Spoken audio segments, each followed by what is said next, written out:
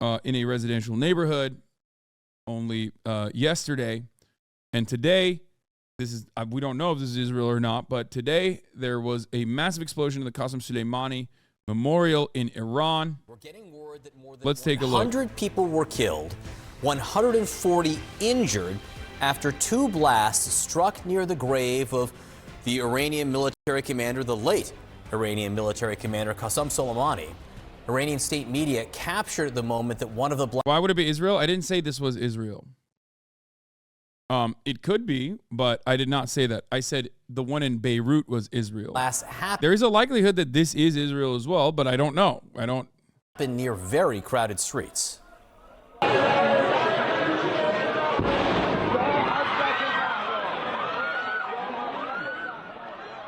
hear the fear and the screams there. According to Iranian state media, officials describe the explosions. They are calling these explosions a terror attack. CNN's Nada Bashir is following this for us. Nada, what is the latest?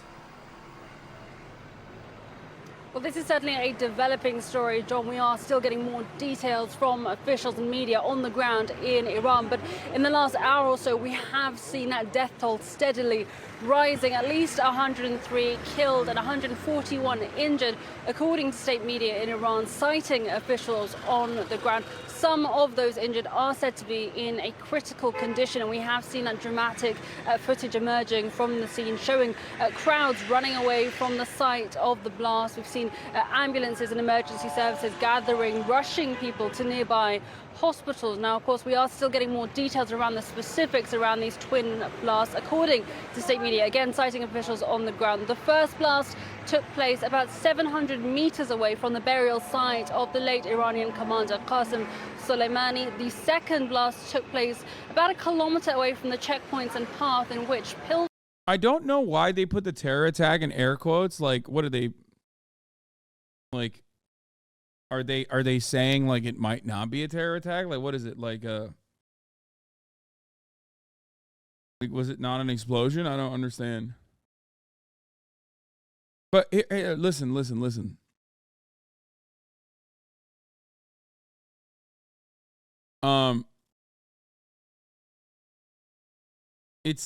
They're quoting the Iranian government. I guess maybe that's the reason. The thing is, the thing is, like, this could be Israel, this could be CIA, this could be Kurdish militia groups or something. I don't know. It could be like internal anger as well. If I were to, I am not a gambling man, but if I were to place a bet on who is the most likely culprit, I would most likely say it is maybe not even the CIA, really. I feel like it's domestic terror for some reason. Yeah, it could be domestic terror. It could be because, like, I mean, you got to look to who does not favor Qasem Soleimani. So, I don't know. Been passing through to visit the burial site. Now, important to note that there would have been huge crowds at the time of these blasts. Today marks 4 years. Like, but if it's MEK backed, militants or something like that, then it's America, 100%. Like, then it's, then it turns into absolutely an American invention. Since the commander Qasem Soleimani was killed in a U.S. strike on Baghdad International Airport, ordered by then U.S. President Donald Trump. So we would have been expecting to see huge crowds around there. And of course, this comes at a time of heightened tensions in the region. And while we are still waiting to get more details around the specifics of the motive perhaps behind the attack, who may have... Bro, he's dead. It's not about him. It's about hitting a place where there's a lot of people. No, I know that. But the symbolism is that it's not just his grave that they blew up.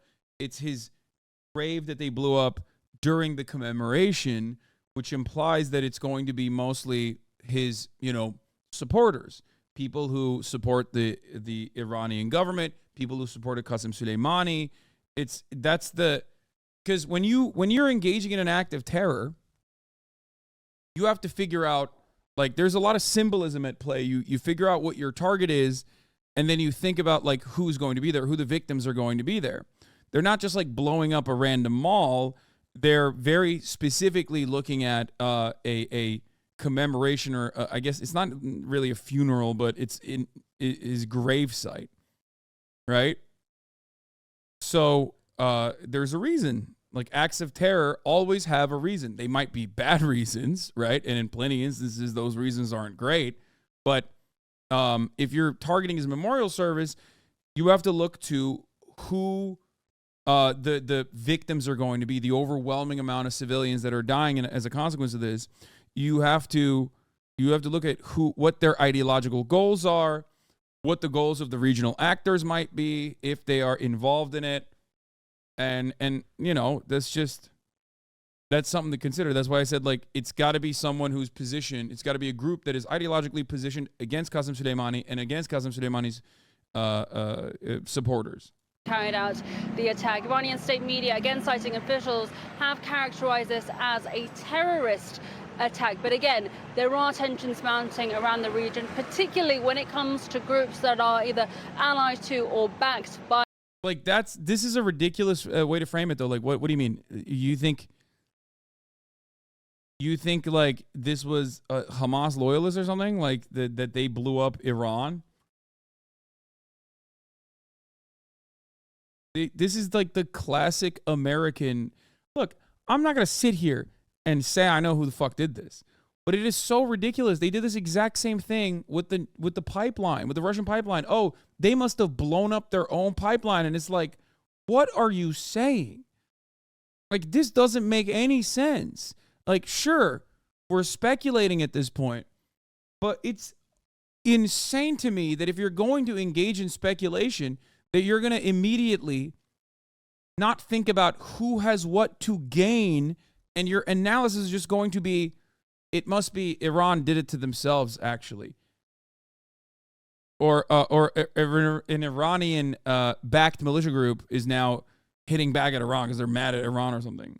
By Iran. That is certainly the case here in Lebanon. We are today expecting to hear from the Secretary General of the Iran-backed group Hezbollah.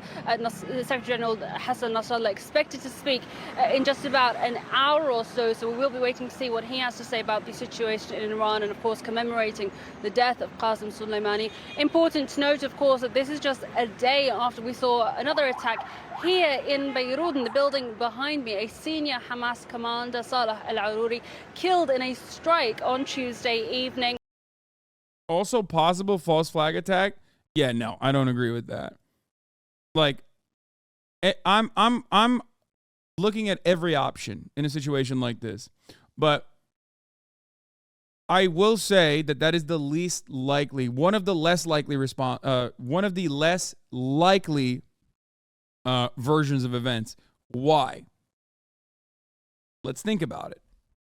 One, it is very likely that it is an act of domestic terror, right? That is definitely much higher in likelihood than it being a false flag. Why? One, currently as it stands, when you look at the Houthis, right? When you look at the Yemen, when you look at the army in Yemen and their operations in the Red Sea, this is profoundly popular. It is very well received by the entire Muslim world. Okay? Their blockade on the Red Sea has been incredibly popular. Iran knows this. Iran sees this. Iran is backing the Houthis. Houthis are able to do this with Iranian backing. So Iran doesn't necessarily need additional reasons as to why they're going to attack Israel right now. They could simply, from the jump, utilize the Israeli actions in Gaza as the reason, right? They could have done it from day one, but something stopped them from retaliating against Israel after October 7th. Okay? My speculation on the matter, and we do have very limited information on this, is that I think behind closed doors, and sometimes even publicly, the Biden administration was working on at least cooling the tensions between the United States and Iran, and that Iran was responding positively to the cooling of the tensions and the potential normalization. This is why every single regional actor, including Israel and the United States of America, and even Iran itself, openly stated that they had nothing to do with October 7th. On October 8th, every single regional actor immediately came out and said, and every single like superpower that is involved in this said, Iran has nothing to do with October 7th. They would not do that if there was no genuine effort to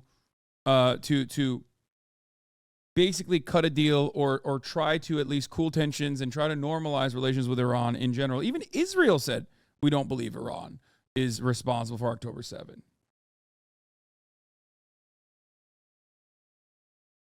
And remember,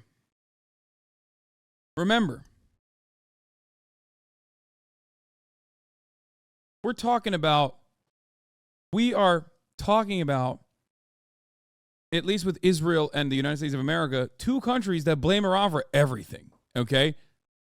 Even things that Iran definitely didn't do. I mean, guys, after 9/11, George W. Bush put Iran in the axis of evil.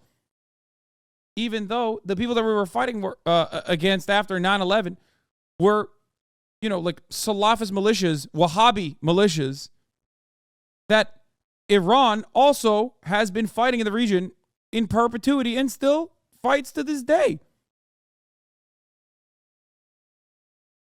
So, having said all of this, when you know how much the American government loves blaming Iran for everything and anything, the fact that they immediately said Iran was not responsible for October 7th, outside of obviously the regular maintenance, like the regular militia training and stuff like that they offer, or the weapons that they offer to Hamas, is pretty significant, right? So what is happening now? What is happening now? Why did this happen? There could be conflicting, competing, ideologically bound or materially bound groups within our intelligence network. There's always been the John Bolton types within the CIA that have made it their primary mission to inevitably, bring the war to Iran and pull America into a regional conflict with Iran. So there is that, right? That could be that could possibly be one alternative as to who is responsible for this. MEK is the American and Mossad-backed faction within Iran that is supposed to be like the political group that we utilize there. You then also have obviously Israel, which in different instances has not been shy about assassinating people, Iranian scientists, and maybe even doing operations inside those borders as well, including in neighbors in the region. And of course, as we talked about with the surgical strike in Beirut only yesterday against the Hamas deputy chief, you could see Israel trying to expand the conflict and try to get America more involved at a time when America is like kind of pulling away a little bit, right? So that could be another reason. That could be another motivation for it potentially being something that Israel did. Or it could be an act of domestic terror from one of the factions within Iran that is not fond of the government, that is not fond of Qasem Soleimani. Could be Kurds, you know what I mean? So, as it stands right now, I'm not ruling out any possibilities.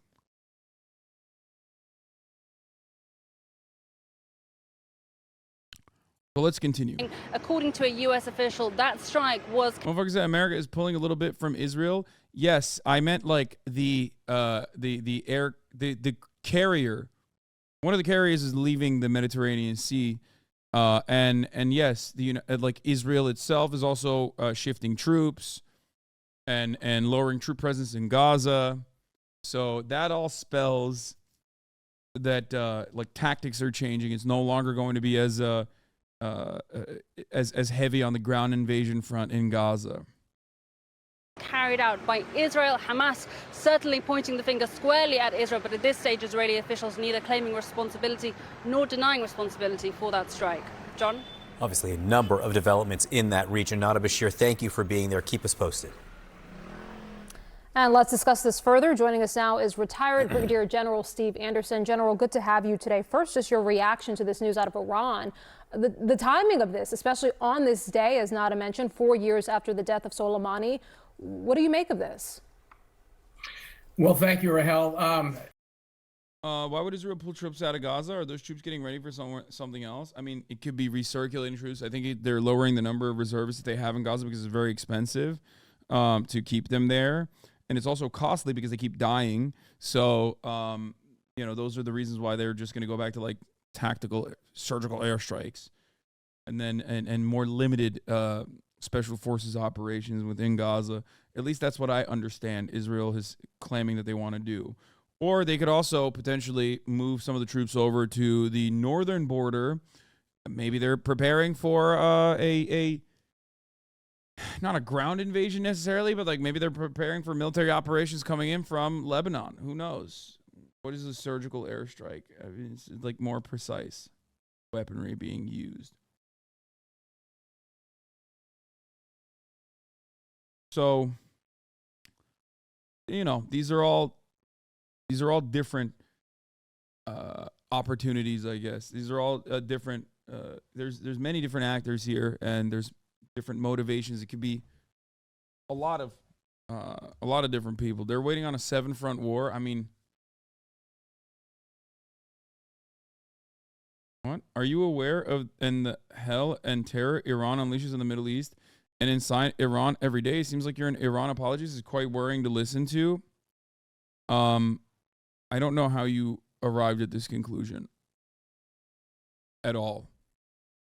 I don't know how you arrived at this conclusion unless you think that like me giving you factually accurate information about Iran fighting against like Al-Qaeda or ISIS is in your mind somehow inappropriate and should not be mentioned at all.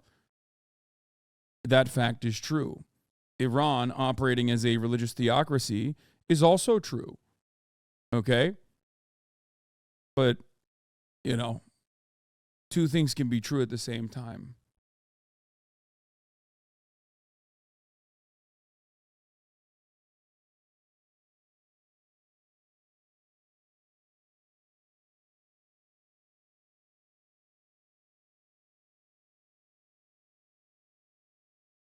Obviously, of great concern. Through their proxy groups and terror on the Balakua and Kurds, daily executions and torture.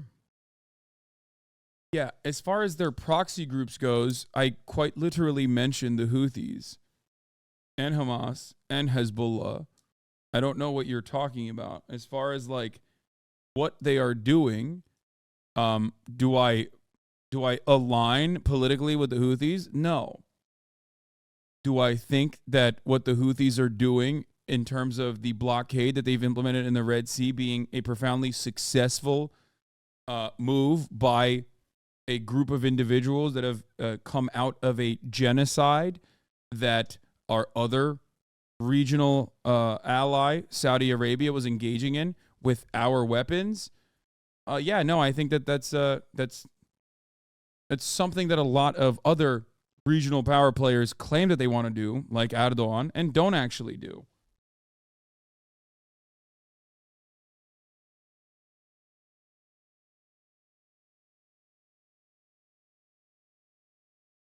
Anyway, that tensions. Having said that, none of this makes it appropriate for 100 plus civilians to die in Iran in a terror attack near the Soleimani grave. It escalate, and there would be more bloodshed, and somehow what's going on in the Gaza Strip escalates to something much bigger. But I can tell you right now, I mean, I don't know for sure, but I'm going to go out on a limb here and say the United States had absolutely nothing to do with this. My suspicion is that this is an internal issue within Iran, particularly if you look at what was targeted. Soleimani, who was taken down 4 years ago by the United States. But the last thing we want to do is take out civilian casualties like this. and to escalate tensions. I mean, everything's already on edge. Wait, I'm sorry. Was targeted. Soleimani, who was taken down 4 years ago by the United States. But the last thing we want to do is take out civilian casualties like this and to escalate tensions. I mean, everything's already on edge right now. When I think about restraint and taking out civilian casualties and who's the best at doing and exercising such restraint, I think America. You know, it's like me saying I exercise restraint at the top of the hour and then in 20 minutes I give you a 3-minute ad break. I don't exercise restraint at all. I give it to you willy-nilly. Sometimes 20 minutes in, sometimes directly at the top of the hour. But the outcome is still the same. At the top of the hour, there's a 3-minute ad break. If you no longer want to see those ads, all you need to do is subscribe for $5 or for free with a Twitch Prime. It is additionally ironic that this general here is talking about exercising restraint on a civilian population when one thing that the United States does so frequently that is almost as damaging, if not sometimes more impactful than direct acts of terror like blowing up a civilian population, is sanctions. Okay? Is sanctions. Something that, for some weird reason, the media rarely ever covers with the same framework. Okay? We never think about that. Sanctions in Iraq caused 500,000 deaths. Okay? Sanctions in Iran, I don't even know what the numbers would look like. But sanctions play the exact same role that a direct act of terror would, in the sense that the goal for terrorism and terrorists is to cause instability. The main motivation is to do violence upon a civilian population, so much so that they turn on the regime, right? That's the goal. Or to meet the demands of the terror cell, to have the regime meet the demands of the terror cell and capitulate to whatever those demands might be. Okay? Also, here's the ad break now. So, that's one.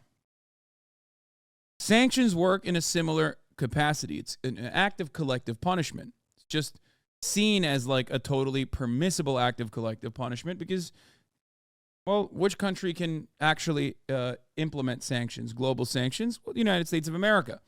And the United States of America can do whatever it wants. And, you can't really complain about that at all. So, oh, yeah, by the way, the sanctions that I'm talking about aren't even the George W. Bush ones. The sanctions that I'm talking about killed at least 500,000 Iraqi civilians during Clinton's time in office. Yes. The U.S. wants war, is a dwindling empire propping up its economy with its military. I don't. Do you think his analysis here is wrong, though? What would America have to gain by doing this? It would be a huge risk. No, genuinely curious. I don't think you're wrong. That's why I said it could be a rogue faction within the intelligence apparatus that could be potentially responsible for this. Because there are certainly a lot of thirsty boys in the American State Department that have made their entire career wanting to pull America into war with Iran. But I don't believe that America stands to gain from pulling Iran into the conflict. I would say that Israel has more to gain, I guess, from pulling Iran into the conflict and therefore pulling America back into the conflict in a more meaningful way. I don't think America has the bandwidth currently to fight multiple proxy wars around the world, especially as it stands currently. Like, especially with our influence waning globally and the runway that we have for more weapons manufacturing. Unless we turn around and have a World War II style war economy where all matter of manufacturing, all manner of our productive forces turn into developing weapons and missiles and rockets and guns and bullets. Beyond that, it's going to be quite difficult to maintain even with the United States of America's current output, it's going to be quite difficult to maintain a war like this. America likes war, of course. We are an economy that thrives on it, right? It's our remaining global manufacturing. Military-industrial complex is profoundly powerful, very important to the American economy. However,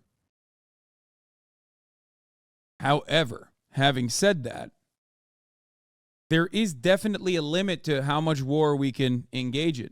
We love proxy wars, but we don't necessarily we can do only so much proxy wars. I mean, you see it. You see it right now. The reasons as to why the United States government is now saying we got to dial back what's going on in Ukraine because what's going on in Israel takes precedent here is not because we don't have enough money. Money is fake. It's because we don't have enough bullets. And by bullets, I mean just like ammunition of different sorts. I mean missiles and dumb rockets and smart rockets. Like we don't have the arsenal to keep up two proxy wars on two different fronts where, you know, everyone's getting depleted. Does that make sense?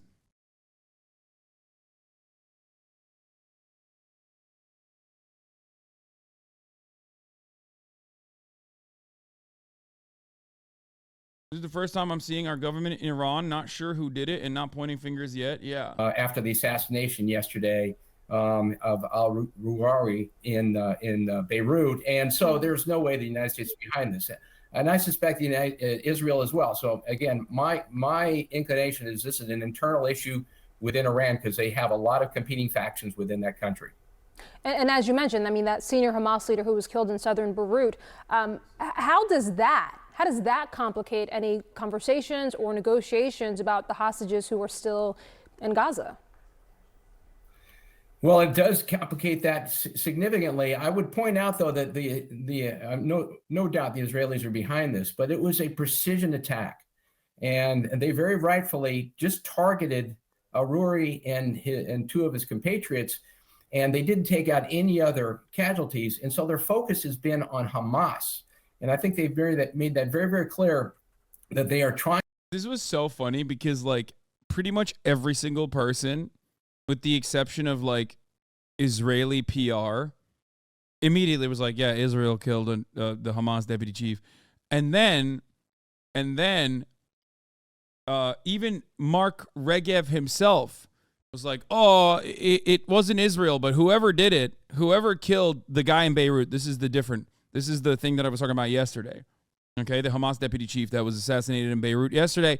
Like, well, whoever did it was really angry at Hamas, it seems, and they did a really good job.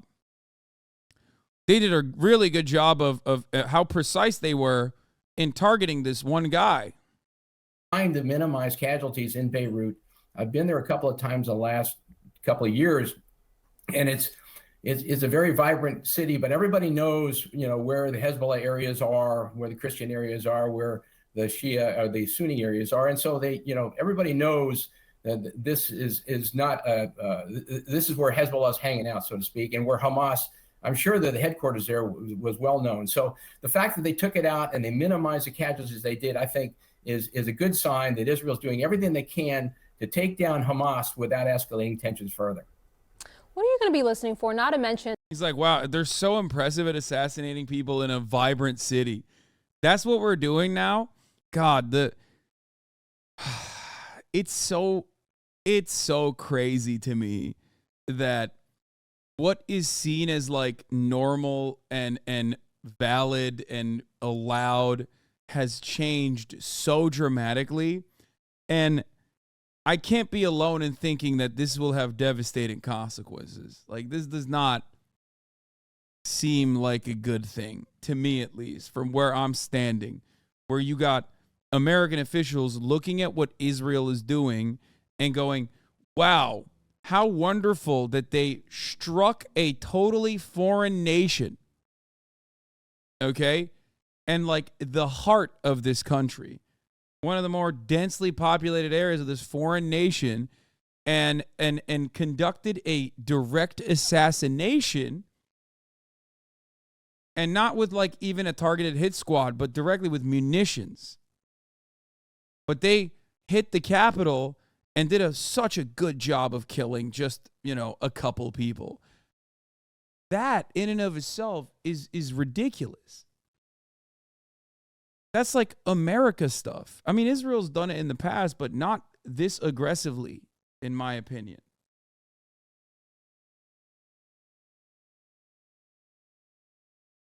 And maybe I'm wrong, but I feel like in the past, America would at least look at other countries doing America shit and be like, maybe you should dial it back. Not say it's actually awesome and you did a A+ job. Good job, Israel. Fuck yeah. And in the next hour or so, we expect to hear from Hassan Nasrallah. Certainly, when he speaks in this environment, a lot of people pay attention. I mean, what are you going to be listening for when he speaks? Well, obviously, we want to minimize Lebanon's involvement in this, and that's what I'll be listening for. How does he attribute this attack, and what is he calling his people to do? There's already a lot of tension on the northern border of Israel, and of course, there are 40,000 missiles aimed at Israel from north in the Lebanese area and Hezbollah-controlled areas. So I'm going to be looking for. What is he calling, his compatriots in Hezbollah? America's wholesale endorsement of the Israeli atrocities is decimating his soft power with the rest of the world.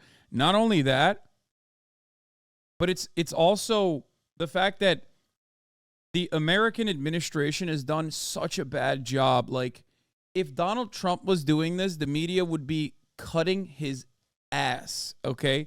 They would be making mincemeat out of Donald Trump. Can you imagine the Trump administration and its State Department saying, Israel, you need to cut it out. You need to dial it back. And then Israel is like, yeah, no, we're not going to do that, dog. And then they kill, like, I don't know, like 100 children the next day. And then Donald Trump secretly sends weapons to Israel, despite the fact that it's simultaneously saying, Israel, cut it out. If it wasn't Joe Biden, if it was Donald Trump doing this, which, by the way, I think Donald Trump would do this, for the record. I have no reason to believe that Donald Trump would do anything different than Joe Biden in this regard. Maybe even somehow make it worse. Okay? But the idea that the media would not be covering this wall to wall is ridiculous. Okay?